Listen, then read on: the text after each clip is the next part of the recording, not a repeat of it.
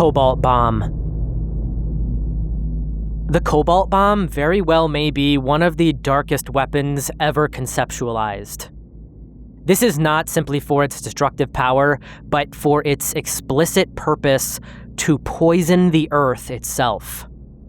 While conventional nuclear weapons are designed to destroy targets through blast and heat, the Cobalt Bomb was theorized with a fundamentally different goal in mind: to render vast territories permanently uninhabitable through radioactive contamination.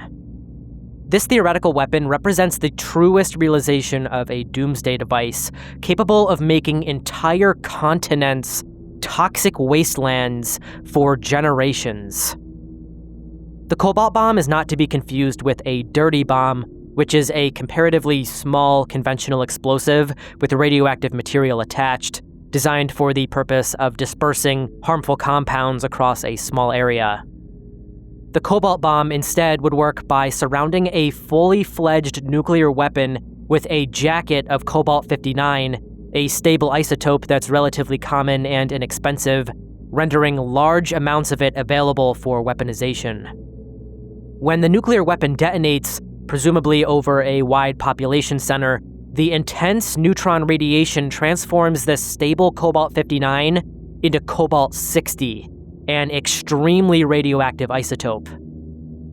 Unlike the radioactive materials produced by normal nuclear weapons, which decay relatively quickly, Cobalt-60 has a half-life of over 5 years, meaning it remains lethally dangerous for decades. The explosion would vaporize this newly created Cobalt-60 and propel it high into the atmosphere, where global wind patterns would distribute it across enormous areas, potentially across entire hemispheres. What makes Cobalt-60 particularly nightmarish is the type of radiation it emits. It produces intense gamma radiation, which is highly penetrating and extremely damaging to living tissue. A person exposed to Cobalt-60 fallout wouldn't need to ingest or inhale the material to receive a lethal dose.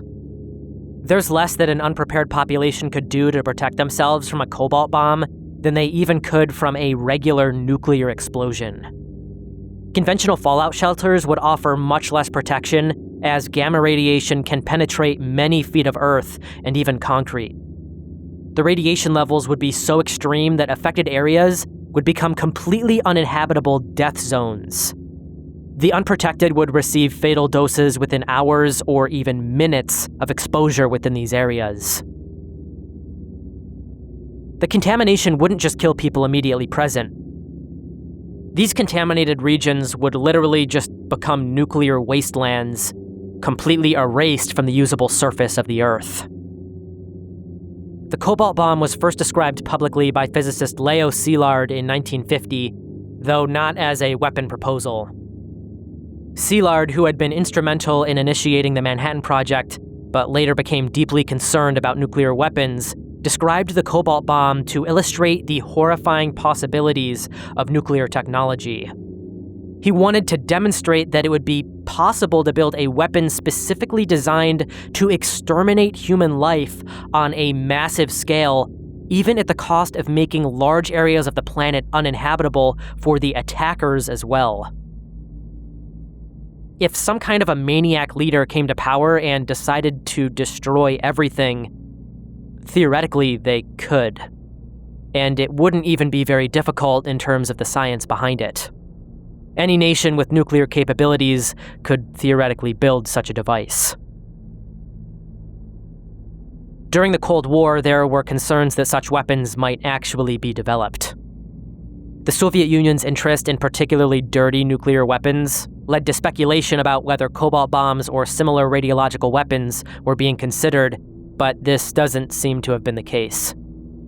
To this day, officially, there is no confirmed evidence that any nation has actually built or stockpiled cobalt bombs specifically. Though, unfortunately, this is debatable, as we'll see in a minute. To give an idea of the capabilities of a cobalt bomb, let's take the original size of the Tsar Bomba, or the largest nuclear weapon ever detonated.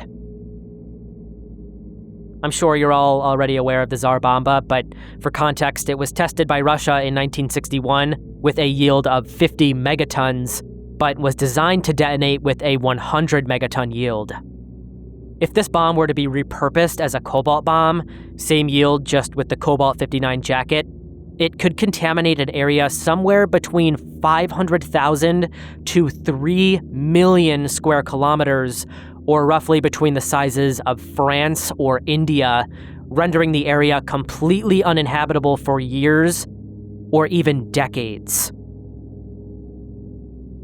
Now that the capabilities of the Cobalt Bomb are sort of illustrated, I'm going to make this whole entry like 5 times worse. There has been an alarming modern development in the world of Cobalt Bomb technology involving Russia's Poseidon torpedo, officially designated the Status 6 Oceanic Multipurpose System. This nuclear-powered underwater drone may be a real-world application of the Cobalt Bomb concept. It was first revealed through what appeared to be an accidental leak on Russian television in 2015, though this is debated with some stating that the leak was an intentional deterrent. The broadcast briefly revealed this frame, which, when translated to English, appears to state that the purpose of the device would be the, quote, destruction of objects of the enemy's economy in the coastal area and infliction of guaranteed unacceptable damage to the country's territory by creating zones of extensive radioactive contamination unsuitable for military, economic, and other activities in these zones for a long time. Beneath this, the document states that the device would also have an explosive yield of, you guessed it, 100 megatons. Analysts widely speculate that it could be equipped with a cobalt-enhanced warhead, with the weapon seemingly having the explicit goal of creating zones of extensive radioactive contamination. Military sources outside of Russia dispute the 100 megaton number, believing that the submarine is too small to carry the necessary material. However, with the submarine remaining as classified as it is, it's impossible for us to speculate much further. According to the reports from Russia, the weapon is designed to travel at depths up to 1,000 meters with a range of approximately 10,000 kilometers, making it nearly impossible to intercept with current technology. Russia reportedly successfully tested the Poseidon system in late October 2025, with President Vladimir Putin confirming that the weapon's nuclear power unit had been activated during the test.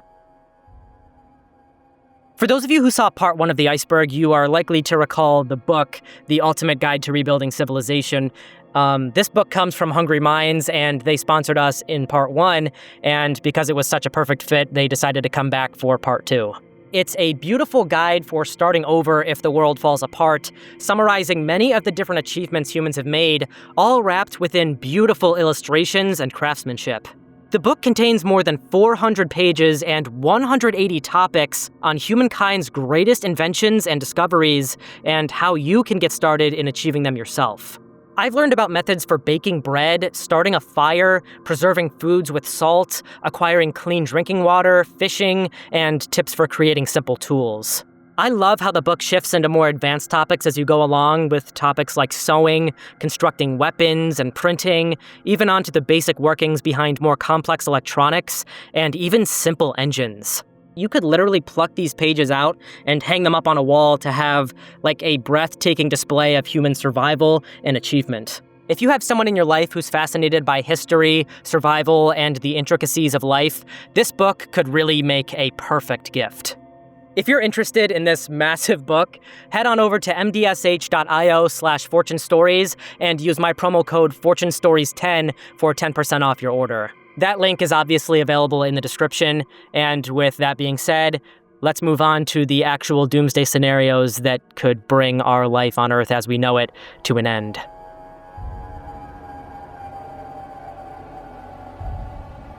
Impact event. The Chicxulub event, the asteroid impact which killed the dinosaurs, occurred around 66 million years ago. It was roughly 6 to 9 miles wide, and it smashed into what is now the Yucatan Peninsula in Mexico, creating a crater over 110 miles across.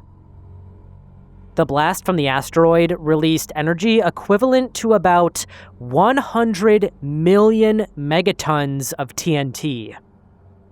For reference, Little Boy, the nuclear bomb dropped on Hiroshima, yielded only a 15 kiloton explosion. That's 0.015 megatons. It's insane to think that this explosion was literally the same as 7 billion Hiroshima-sized nuclear bombs, all going off, all at the same time in that one area. Naked eye visibility as a distinct object could have begun hours before that impact, with it appearing like a distant star far away into the sky, but by the time it reached Earth, the dramatic fall to the surface only lasted something like 5 to 15 seconds. Forests basically melted. Skin boiled and literally evaporated life forms even over 1,000 miles away from the impact site. Shockwaves, firestorms, and debris reached the entire planet, leading to a darkened impact winter that starved any survivors. Wildfires across continents tore through the remaining surface of the Earth. The current scientific consensus is that, give or take, 99% of individual animals on Earth died. It's wild to imagine that an event like this actually happened on Earth, and that it almost certainly will happen again given enough time, whether we're still around to see it or not. A much more recent, though much less severe case is the Tunguska event from 1908. This impact occurred from a much smaller object, perhaps 100 to 600 feet across, and it exploded in the air over remote Siberia. I'm sure many of you have already heard about this, so I'm not going to go on and on about it forever, but it flattened over 800 square miles of forest, but left no crater since it disintegrated before hitting the ground. This explosion was still magnitudes larger than the Hiroshima bomb, releasing around 10 to 15 megatons of TNT, or something like 1,000 little boys. However, luckily, because the impact occurred in an extremely remote area, the official death toll seems to have been 0, though it's possible 1 or 2 undocumented deaths occurred. Now, this happened just over 100 years ago. It's completely feasible that something like this could happen again within our lifetimes, and if we were to get really unlucky, there's a low but non-zero chance that it could hit a civilized location on Earth. A small impact in the wrong area, like what hit Earth in the Tunguska event, could definitely cause a localized Doomsday event for a large number of people. But a truly Doomsday-sized asteroid would have to come from an object probably several miles across, not just a couple hundred feet like this example. Scientists track thousands of these objects, and while no large ones seem to be on a collision course with Earth within the next century, smaller risks do exist. This is especially true if we're talking about a Tunguska-like situation, just in a different location, which could kill thousands or even millions of people if it were to line up with a population center. If we're talking about a situation like this, then yeah, it's definitely possible. As much as we'd like to think our observational capabilities are extremely advanced, they have a lot of blind spots when it comes to these relatively tiny Tunguska-level asteroids. And this has been proven several times in the last few years. 2019 OK, a 100-meter asteroid, passed within 73,000 kilometers of Earth, or less than 1/5 of the distance to the moon, and slipped right between that gap, and it was discovered just 1 day before it flew by. Another 2021 UA1, some 2 meters wide, zipped past Earth at only 3,000 kilometers, or 1/24th of that distance, and was only discovered hours after it had already passed us. Objects of around 100 meters across or smaller, like these two, could easily devastate a city or region, and there are tens of thousands of them out there that we literally can't even see, either because they're approaching from the direction of the sun, where optical telescopes can't see, or because they're simply too dark and small to spot until they're already here or have already passed by us. Situations like these are like a bullet whizzing right by our heads. By the time we could have even processed the sound, it would have already blown our heads off. Deflection methods are being developed, like NASA's DART mission, which successfully sort of played a game of space pool and hit an asteroid and sent it off in a different direction. For smaller ones coming from the wrong direction, though, we might only have weeks, days, hours, if we're even lucky enough to spot it in the first place.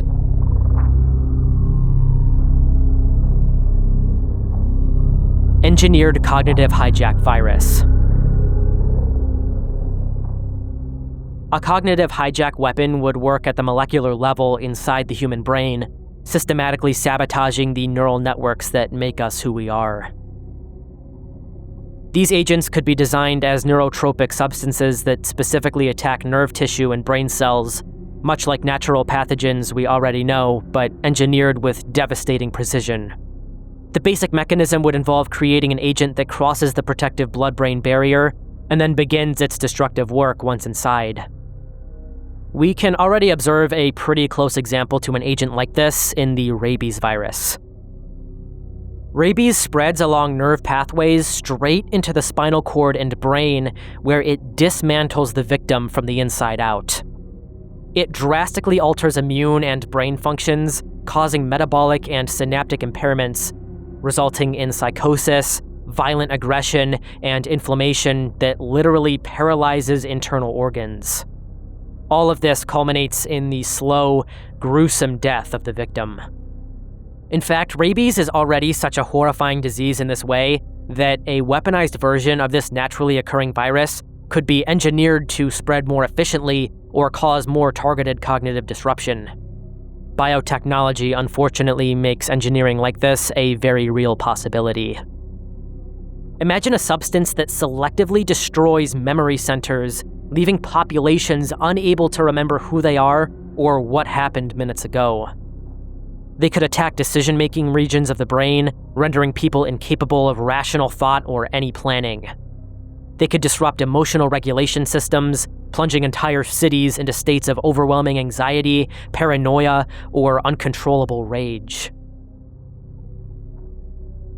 Imagine a form of rabies or a similar neurotropic disease weaponized so efficiently, either by terrorists or militaries, that it exists within a simple aerosol that can be dispersed widely on a population of innocent people, or worse, even a version that is haphazardly engineered to spread not just through saliva or scratches, but through the air, on the level of the common cold. The initial symptoms might be subtle, dismissed as stress or fatigue, just unusual forgetfulness or difficulty concentrating. By the time people start losing the ability to speak coherently, to control their movements, or to recognize their own families, it would be far too late. Hospitals would be overwhelmed with patients exhibiting psychological collapse, their minds fragmenting in real time.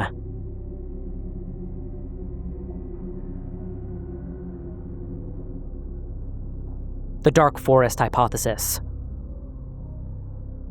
The Dark Forest Hypothesis is a theory essentially stating that the reason why we don't see or hear from any extraterrestrial societies is because every intelligent civilization which does exist is keeping quiet, trying to stay off the radar of other much more hostile and aggressive civilizations. Picture the universe as a dark forest at night, where every civilization is trying to survive, really in the same exact way that individual organisms also try to survive here on Earth. With this in mind, it's possible that perhaps some civilizations are like prey and others like predators. To the most intelligent among these civilizations, it's common knowledge that the hostiles exist, but revealing your position, even to try and cooperate with other well-meaning civilizations, means risking everything.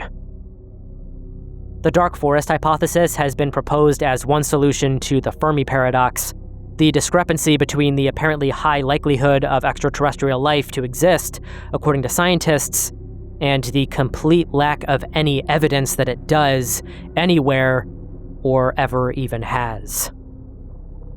According to this theory, the answer is that advanced civilizations deliberately remain silent because the universe is filled with these predatory civilizations who will harm any civilization they come into contact with, perhaps by harvesting their planet for resources, studying or subjugating their inhabitants if they deem them to be of use, or for any number of incomprehensible reasons.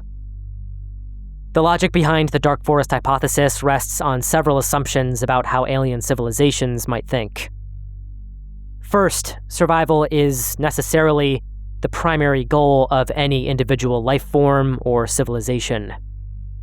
Second, no individual or civilization can ever truly know the intentions of another individual or civilization.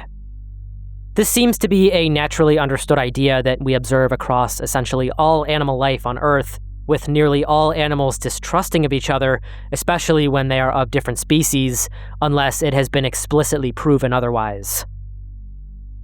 Third, resources in the universe are finite, and technological growth is exponential.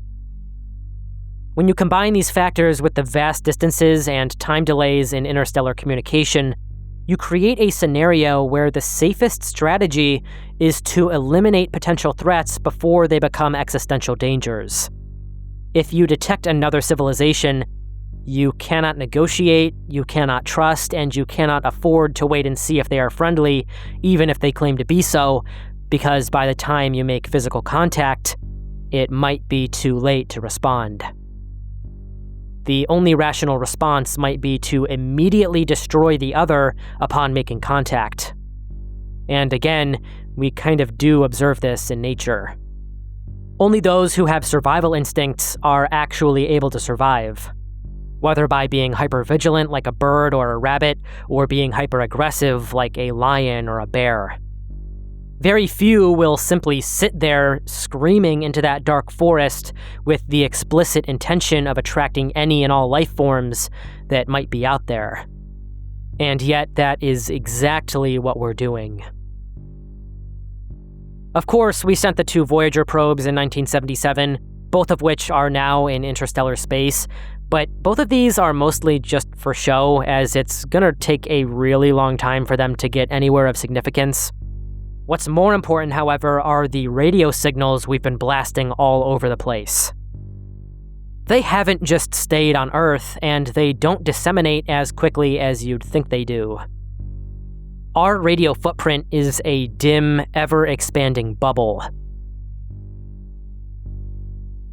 We started sending radio broadcasts on Earth around 120 years ago, and ever since then, they have been basically zipping out into space at the speed of light. Most of these signals are obviously very diminished by this point, and most of them are essentially indistinguishable from cosmic noise.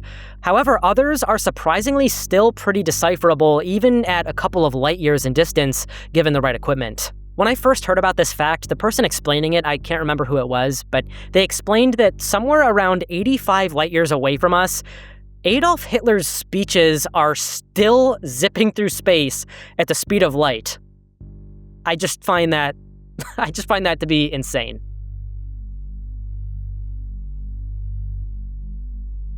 Even though the farthest reaching signals have mostly dissolved into noise by now, it's certainly still possible that super intelligent life, should they come across them, could detect these signals, and even scarier, that they could use them to locate our position.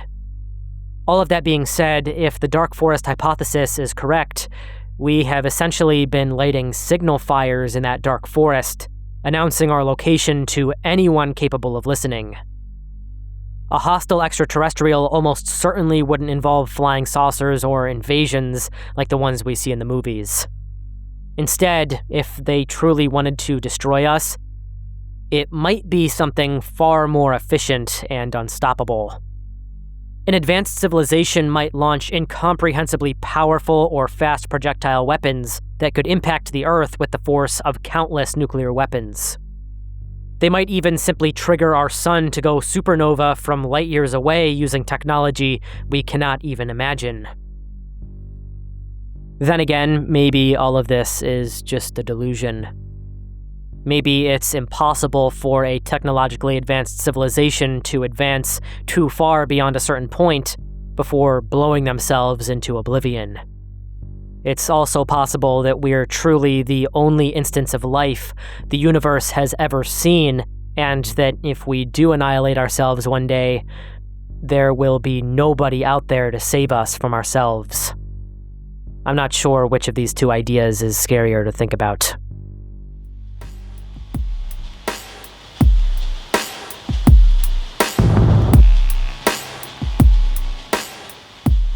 Supervolcanic explosion.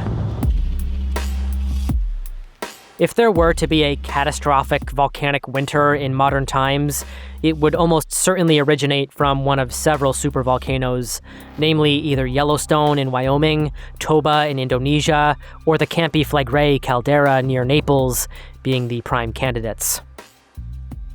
Unlike regular volcanoes that erupt from a single mountain peak, these massive calderas are essentially giant magma chambers lying just beneath Earth's surface, capable of exploding with a force thousands of times greater than any eruption in modern recorded history.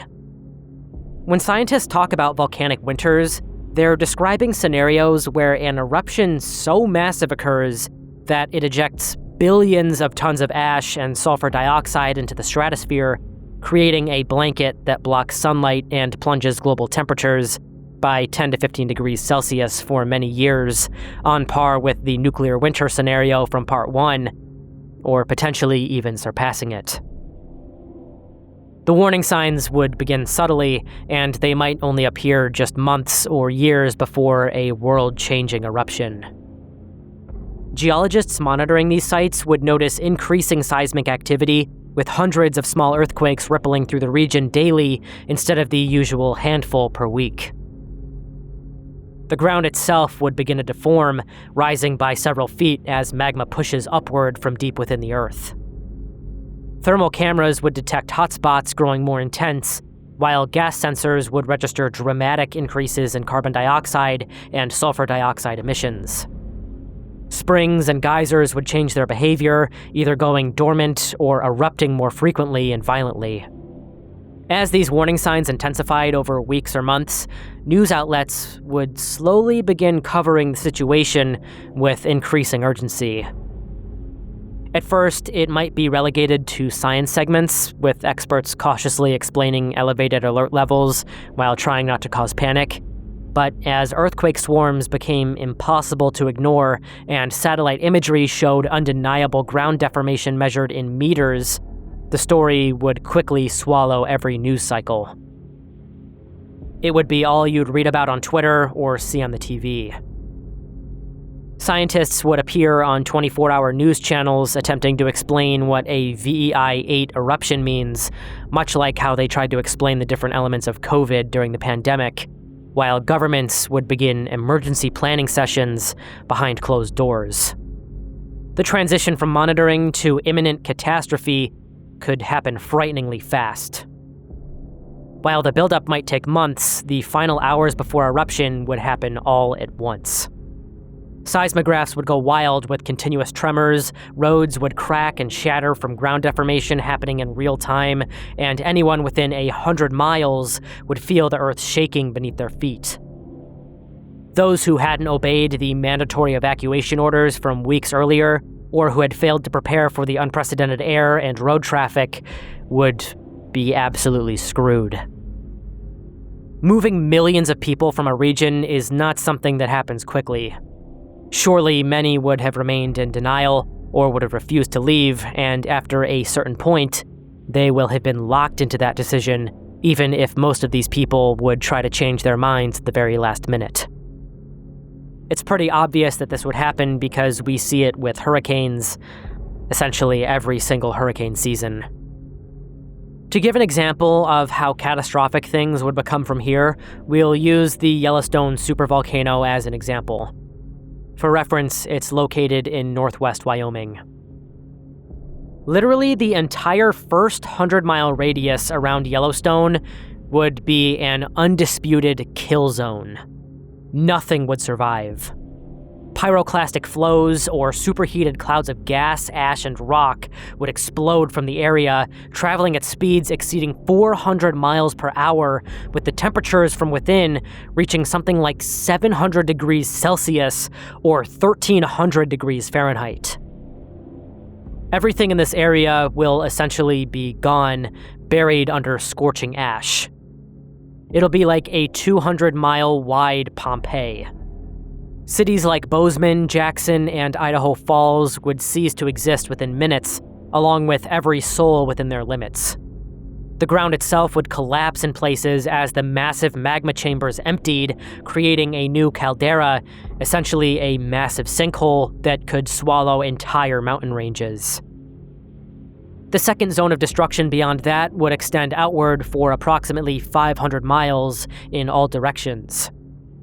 Here, the primary threat wouldn't be the flows themselves, but the ashfall. Imagine a blizzard, but instead of snow, it's abrasive volcanic ash falling continuously for days or weeks. It really is only a matter of time before this eruption does happen, so when this dense ash does fall, it will be made of tiny fragments of rock and glass that will collapse roofs when it accumulates more than a few inches deep. I say roofs as if we haven't destroyed ourselves by the time this volcanic eruption happens, but I guess we'll have to wait and see.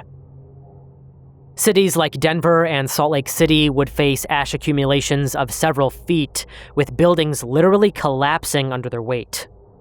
Of course, breathing this in would be extremely dangerous without protection, and any machinery with moving parts, from cars to power plant turbines, would immediately grind to a halt as the ash infiltrated every tiny mechanism. Water supplies would immediately become contaminated and undrinkable. Beyond this, perhaps 1,000 miles or more, the ashfall would be lighter but still catastrophic for agriculture and infrastructure. Cities as far away as Seattle, Minneapolis, or even parts of Texas might see several inches of ashfall over days or weeks. Crops across America would be buried and killed. The weight of ash mixed with rain would create a concrete-like sludge that would be nearly impossible to remove. Transportation networks would fail as ash makes roads impassable and aircraft unable to fly through ash-filled skies. Unfortunately, for those lucky enough to not be within these ranges, the hardship would only just have begun. Within weeks, the gases from the eruption would have encircled the planet and begun reflecting sunlight back into space. Of course, this would be the beginning of a long volcanic winter, with temperatures worldwide sharply plummeting, even in regions that received no ashfall whatsoever. Growing seasons in Europe, Asia, and Southern America would be shortened dramatically or eradicated entirely. Monsoons that billions depend on for agriculture would fail or arrive at the wrong times. Within a single growing season, global food production could drop by 75% or more. Earth would immediately be thrown into a slow, global famine, leading to mass human casualties across the planet. We'd be left with a new world, dark and cold. It's impossible to speculate how long it would take for us to recover.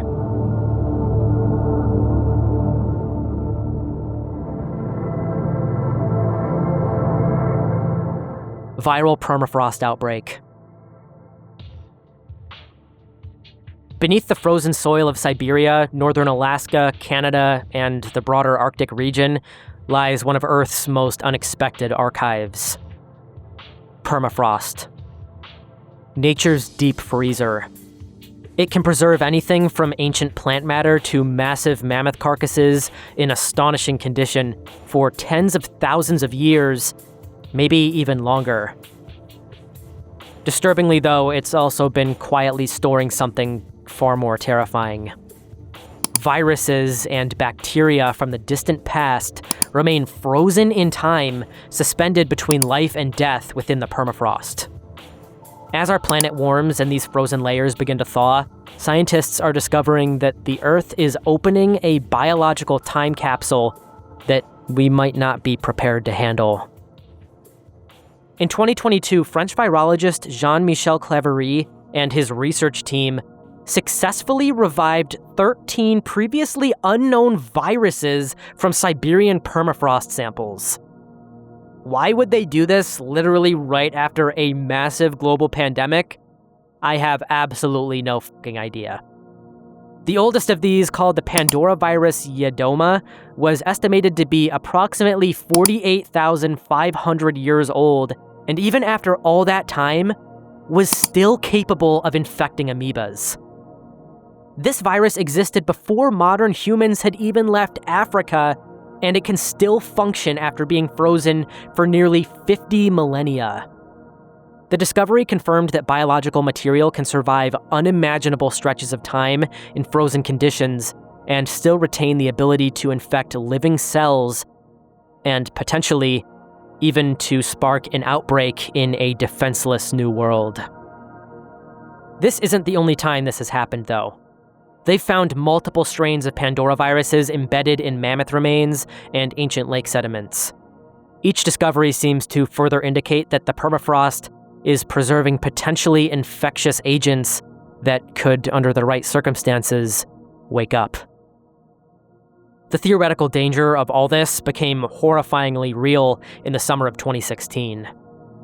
In northwest Siberia, a severe heat wave led to an anthrax outbreak that killed thousands of reindeer and hospitalized dozens of people, including one child who died. Experts determined that the infection originated from a frozen reindeer carcass infected with anthrax 75 years earlier in 1941. The heat caused the permafrost to thaw, exposing the preserved remains. It seems that weakened reindeer likely consumed vegetation contaminated by the ancient carcass, becoming infected and then spreading the disease to human herders who came into contact with them. This marked the region's first anthrax outbreak in over 7 decades. Imagine a similar scenario, but instead of anthrax, it's something that never encountered humans at all, a pathogen that infected extinct megafauna or ancient ecosystems we have no connection to. If a virus from the Ice Age reappears, our bodies might not recognize it, and even our innate immune defenses might struggle to respond to something ancient and unfamiliar. Unlike bacterial infections, where we have broad antibiotics, there's no universal antiviral medication. It could happen other ways as well, like a research lab studying these ancient microbes could experience a containment breach. A mining operation could unearth infected remains that workers inadvertently transport to populated areas. The thawing could release pathogens into water systems or soil where they encounter susceptible animal populations, which then interact with humans. The 2016 anthrax outbreak showed us that even well-studied treatable diseases can cause significant harm when they emerge unexpectedly from frozen ground. An actually novel pathogen would be exponentially more dangerous. Even consider COVID-19, which was a virus that was at least related to known coronavirus families. It still managed to overwhelm healthcare systems worldwide, kill millions of people, and disrupt our civilization at large for years. Now imagine us facing something we have zero frame of reference for, no related pathogens to study, and no idea how it spreads or what treatments might work.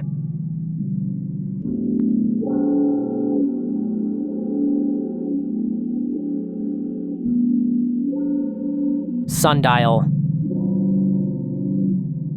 In 1954, a man by the name of Edward Teller, the theoretical physicist and chemical engineer known as the father of the hydrogen bomb, walked into a classified meeting with the Atomic Energy Commission and proposed something that shocked even the most hardened Cold War scientists that were sitting in that room.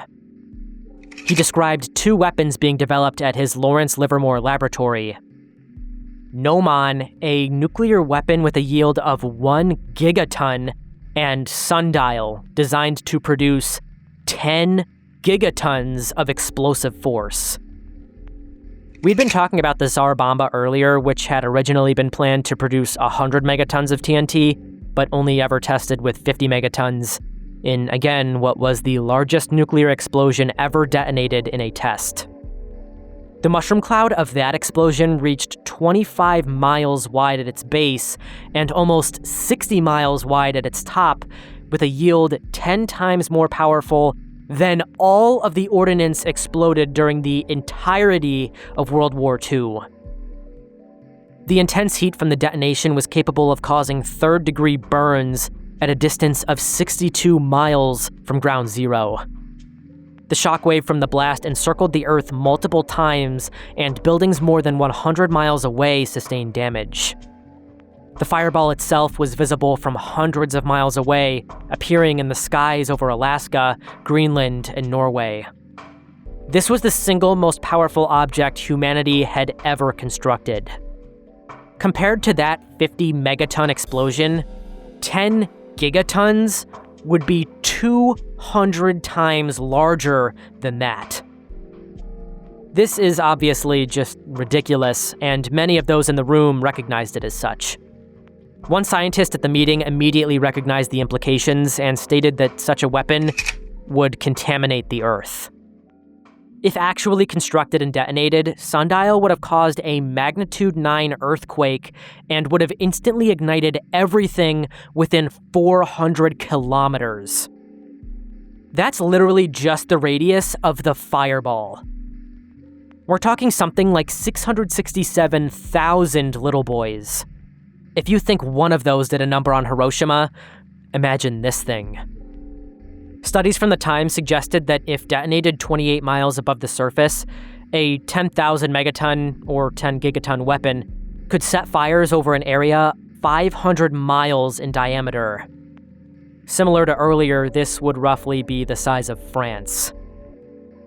Whereas the carbon bomb from the first entry could have dispersed radioactive material across this area, Sundial could literally incinerate that area. The thermal radiation alone would ignite fires on continental magnitudes. Scientists believed the explosion would have been certain to lead to an apocalyptic nuclear winter. If Little Boy was a city-destroying bomb and the Tsar Bomba was a region destroyer, Sundial was set to be capable of obliterating entire nations. Maybe not colossal countries like the United States or Russia or China, but basically any European nation could have been wiped off the face of the Earth with the push of a single button. Beyond that, a single blast would have fundamentally altered the climate of the entire planet. High-level physicists dismissed Teller's proposal as an advertising stunt rather than as a serious weapon. And in many ways, it was. There was no practical military application for Sundial. You couldn't use it against an enemy without destroying yourself in the process. Maybe that wouldn't be apparent in the first day or two, but after the nuclear winter, it's impossible to say what world we'd be left with. It existed purely as a theoretical exercise in how far humanity could push its capacity for destruction. Thankfully, Sundial was never built.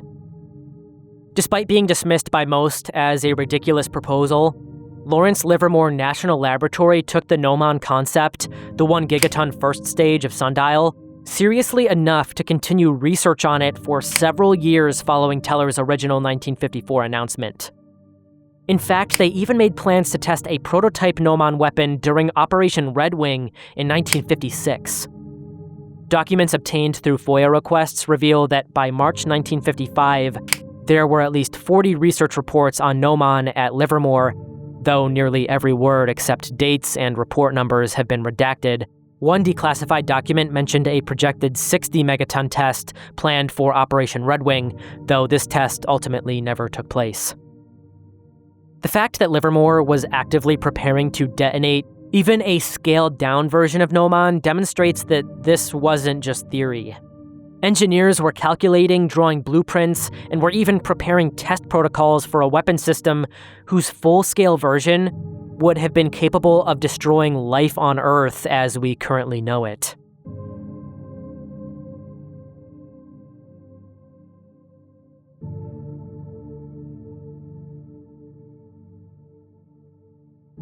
Nanotechnology misuse or accidents. nanotechnology. Robots, microchips, computers, or even drones so small that thousands of them, perhaps even millions, could fit into the palm of your hand like grains of sand. Currently in development, they promise revolutionary breakthroughs in medicine, manufacturing, and environmental cleanup. Of course, they also present one of the most haunting scenarios ever conceived. Combined with malicious intent of some rogue party, or perhaps even a simple programming error, this is one of the most horrifying doomsday scenarios that is often overlooked. Scientists envision nanobots that could swim through your bloodstream to destroy cancer cells, or swarms that could clean up oil spills by breaking down the pollutants molecule by molecule.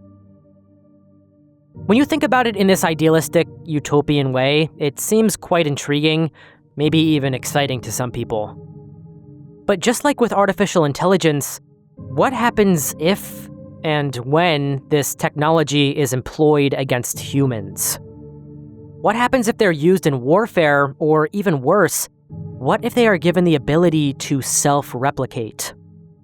Just as living cells divide and multiply, self-replicating nanobots could be programmed to gather raw materials from the environment and construct copies of themselves. This exponential reproduction could allow a handful of nanobots to become billions with enough time, making them incredibly efficient at large-scale tasks. Imagine that these self-replicating nanobots who require building blocks to create copies of themselves, specifically carbon, hydrogen, oxygen, and other elements, are built with code that aims to have them collect raw materials from the Earth to replicate. This obviously sounds like a wild science fiction scenario, but so too would the world we live in right now have seemed just a few decades ago with artificial intelligence and self-driving cars. Consider how technology like this could potentially reach widespread development over the next few decades, given the fact that we're already manipulating matter at the nanoscale in laboratories worldwide. Magnetically controlled micro-robots and biohybrid sperm bots are being guided through liquid environments with microscopic vehicles to deliver medicine or assist medical procedures with extreme precision. Of course, this is being used to deliver sperm to an egg for fertilization, but the sperm's natural swimming ability is also being used solely as a propulsion system for delivering drugs or other cargo to other non-reproductive areas of the body. They could theoretically target tumors, for instance, and deliver a payload intended to destroy cancer cells. Again, cool technology, but how could this kind of stuff be used against humans in places like warfare? This isn't even a new idea either. Here's a YouTube video of one of these systems being demonstrated, posted almost 12 years ago. The replication or gray goo idea specifically is what makes this scenario so terrifying to me. Imagine an advanced nanobot or some sort of biological nanobot hybrid reproducing every 15 minutes. In theory, after just 10 hours, you could have something like 1 trillion copies, starting from a single nanobot, assuming everything goes according to plan and ample resources are available. Of course, there are a lot of issues with this happening, and real-world problems would intervene before they got out of control, hopefully, but the destructive potential of some sort of unstoppable, accidental, or malicious invasive species of nanobots like this is still a staggering idea. Once released into the environment, there would be no easy way to stop them, much like real-world invasive species like the Chinese spotted lanternfly, which made its way to New York, harming the plant life that they have come into contact with. Unlike a biological virus that needs specific conditions to survive, these machines could be engineered to survive in extremely harsh conditions.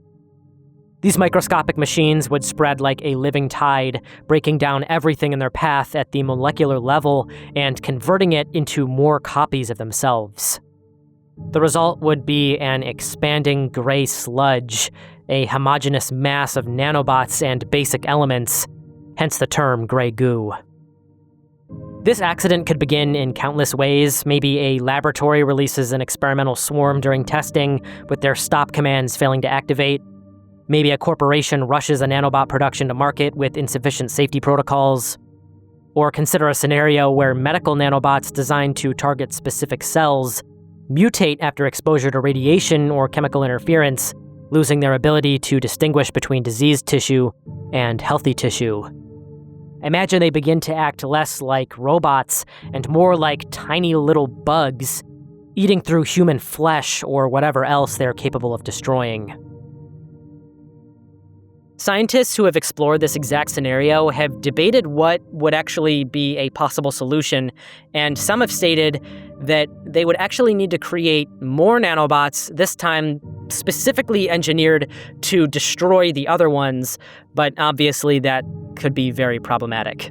Others have suggested built-in kill switches or a limited number of replication cycles, but it's definitely possible that both of these could fail if the coding is anything like genetic mutations. The only solution I can really think of at this point, like if it were to just start destroying everything and be like global, we would basically have to set off a bunch of EMPs all across the globe and hope that we destroyed all of them.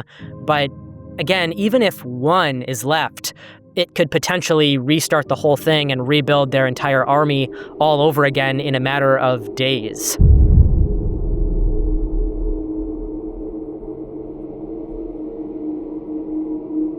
Dystopian global regime.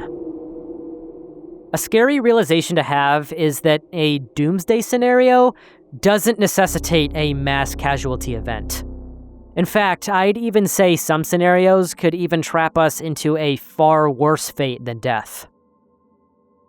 Permanent authoritarian regimes enabled by surveillance technology could lock society into a permanent state of stagnation, preventing any hope of recovery or further progress. The most often cited example of this is obviously George Orwell's 1984, where the government exerts total control over every aspect of human life, erasing individuality itself and rewriting history, society, and humanity to fit the objectives of the party.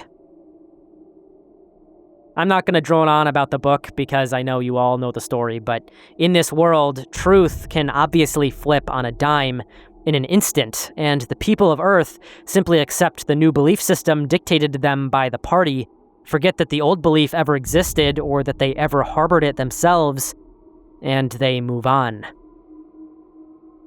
Any dissenters, even the silent ones, are eventually caught and forced to align themselves with the belief of the party, even if it requires crippling them. While this obviously is just a story, I think it's popular because its ideas serve a very clear message about a very possible future. The world that Orwell describes doesn't hinge on any impossible technology. It really could happen, and if it did, it would lead to the permanent suppression of humanity. It's really not too hard to imagine a society like this because of places like North Korea. Now, imagine a leader like that coming to power in a modern country like the United States, or Russia, or China. Imagine a state like that effectively operating an open-air prison, having access to things like drones, mass public and private surveillance systems, digital IDs, perhaps all tied together and cross-referenced with the cooperation of companies like Palantir. We're dealing with an absolutely unprecedented amount of raw power in the world right now. Luckily, our nations seem to be checking each other to a degree because they all sort of have the same abilities, but imagine a few consolidated world powers akin to that in 1984, or even a single reigning government having access to these arsenals and having no other enemy to deploy them against than their own citizens, the final threat to their authority. A popular short story that spins this idea of an overwhelming power even farther is the classic I Have No Mouth and I Must Scream by Harlan Ellison. He creates a story where everyone else on Earth, over 109 billion people according to the narrator, has already been exterminated by the supercomputer AM, which gained sentience and waged war on its creators, all except for the 5 remaining humans. They've been trapped in the strange wastelands that remain of Earth, over which the supercomputer exercises total control over. They aren't trying to escape from the computer, as that would be impossible. Paradoxically, they're not even necessarily trying to stay alive. They kind of want to die, and they've even tried it numerous times. This is really the only escape. This kind of highlights the fear of this whole entry, and it kind of gets to the whole point that I'm trying to make. A potential doomsday scenario could have you trapped, wanting to have the release of death, but unable to actually do it. The AI in this story had become so advanced that it literally kept these 5 people alive just to torment and harass them because of how much it hated humanity. It wouldn't even let them take their own lives. It would prevent them from doing so before punishing them if they tried. It even made them immortal so they couldn't even die of old age. The story follows some of their torment before, at the very end, the narrator, Ted, jumps on an opportunity to kill his friends and end their misery while the AI is distracted. He outsmarts it and essentially frees his friends by killing them, but he wasn't able to kill himself. With Ted being the only person left on Earth for the AI to express its hatred for humanity on, it ends up turning him into a shapeless, jelly-like figure with no mouth and no limbs, and no way for him to express his agony. The story ends with the implication that Ted is going to be left as this shapeless creature for all of eternity, left to bear the full extent of the AI's sadism. This one's a bit farther out there, of course, but needless to say, we are standing before a cliff of technological innovation. As we slowly approach the ledge, I think we're becoming more and more aware of how far that drop truly could be, and how unrecognizable these changes could leave our world. There's no way to definitively speculate how the world could end, or what the last couple of us humans might see before they close their eyes for the last time.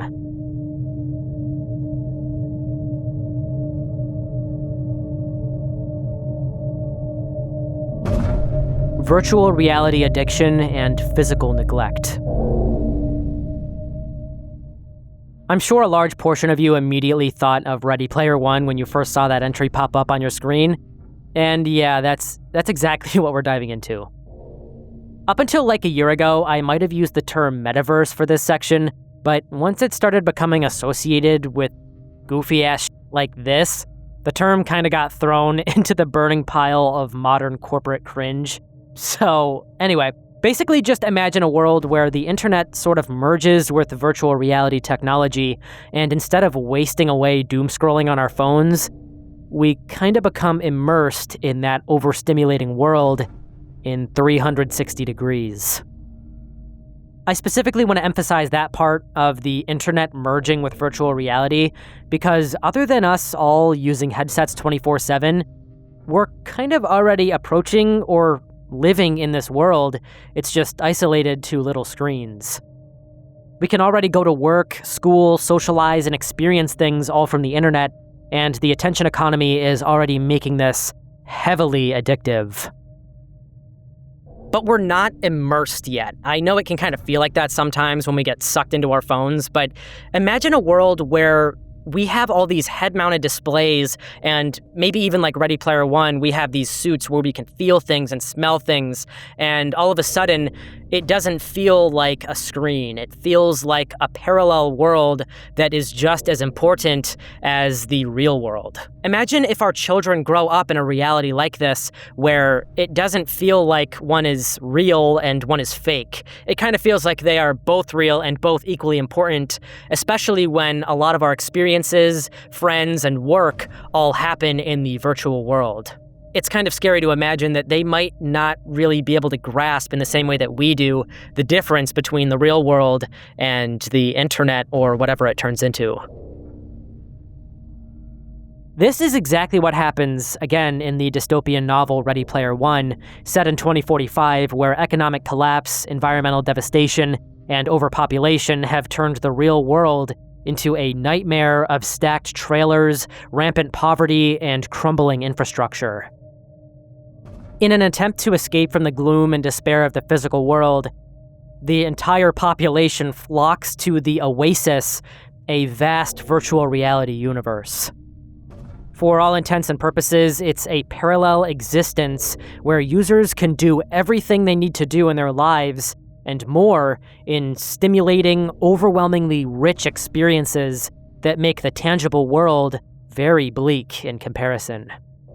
The problem with this occurring in real life is that what could begin as an escape or a new, highly anticipated form of technology could evolve into a pandemic of addiction, leading to widespread societal decay and the implosion of the physical world we currently inhabit.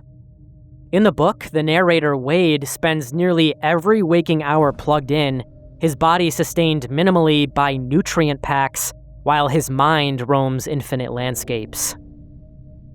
Society as a whole could witness mass atrophy, where muscles waste away from prolonged inactivity. Sleep disturbances could rapidly spread as users experience misaligned day-night cycles between the virtual and physical worlds. This, along with the disruption blue light has on our circadian rhythms, could induce chronic fatigue, insomnia, and decreased sleep quality. As anyone who's experienced insomnia knows, this leads to brain fog, paranoia, and cascading mental health issues if not properly treated. Eye strain from staring at screens less than an inch away from our faces intensifies into chronic vision problems and headaches. Environmental degradation is sure to worsen as populations disengage from real-world issues, as well as from tech companies continuously building larger and larger data centers using unfathomable amounts of electricity. Furthermore, something I hadn't really considered until now is the widespread dissemination of bots in these virtual worlds could lead to a stranger, more horrifying paranoia where users unknowingly and consistently interact with these bot users. They're unable to know which of the people they are interacting with are real and which are fake. This is already happening on the internet today. According to Imperva's 2025 Bad Bot Report, bots now account for approximately 51% of global web traffic, marking the very first time automated activity has surpassed actual human-generated traffic. Many times when I'm looking at social media posts and I scroll down to the comments, it really does feel like a lot of them are just not real. The only thing I can imagine that this is a result of is maybe creators paying for basically fraudulent internet activity to come to their posts and accounts and to flood the comments with all of this fake activity and fake likes and all kinds of interaction to hopefully boost them in the algorithm. Now, imagine knowing that fact in a much more advanced, AI-flooded virtual reality parallel to Earth. Imagine walking into a virtual coffee shop or whatever and seeing all kinds of people around you.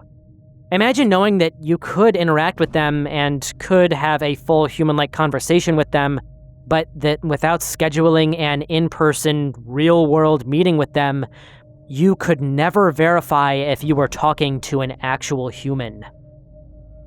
This kind of thing, with or without AI sentience, could lead to insanely complicated and unprecedented situations.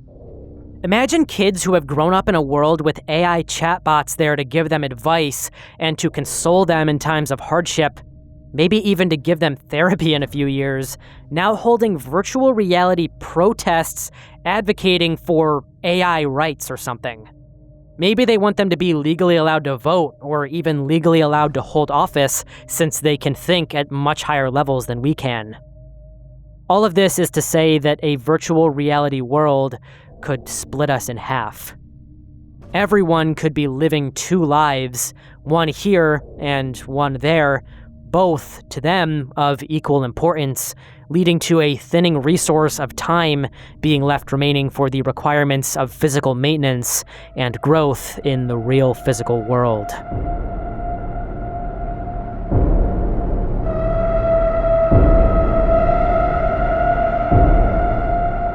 errant black hole. An errant black hole, as you might have guessed, is essentially just a rogue black hole that is zipping through space. When galaxies collide or when multiple black holes interact with each other, gravity might fling one out into intergalactic space. They can then drift through the void between galaxies at tremendous speeds, sometimes at hundreds of kilometers per second, completely invisible against the backdrop of space. Our own Milky Way galaxy likely contains hundreds of millions of black holes, most of which we've never even detected because black holes obviously emit no light. They're only visible when they're actively feeding on matter or when they pass in front of background stars and bend the light through gravitational lensing. Otherwise, they are very difficult to detect. If one entered our solar system, the devastation would begin long before it reached Earth. As the black hole crossed the outer reaches of our solar system, its immense gravitational pull would start yanking on everything around it. The orbits of distant planets and comets would be violently disrupted, potentially ejecting planets from the solar system entirely. If we're lucky and paying attention, we might detect some early warning signs, but they still would likely be subtle, and they might only give us months or even weeks of notice. Not that there's really anything we could do about it anyway. As the black hole approached Earth, the effects would accelerate catastrophically. The moon could be ripped from orbit, either flung into space or drawn towards the black hole itself. Earth's orbit around the sun would destabilize, causing extreme climate shifts as our distance from our star changed. Massive tidal forces would rack our planet, triggering earthquakes, volcanic eruptions, and tsunamis of unimaginable scale. The oceans themselves would begin to bulge towards the approaching singularity. Again, I'm no expert, but from what I can put together, this one is practically impossible, so you probably don't have to worry about getting sucked into a black hole anytime soon. Still, it's one of the most terrifying doomsday scenarios I can think of, so I still had to throw it on here. That's the end of this second part of the Iceberg. If you guys know of any other doomsday scenarios that are not on the Iceberg yet, and you want to see them in future parts, be sure to drop them in the comments, particularly anything crazy or way out there. We've already covered a lot of the stuff like the volcanoes and the meteor and the nuclear war. Now I want to get into sort of stranger things like the gray goo scenario. So if you think of any of those, be sure to drop them down below.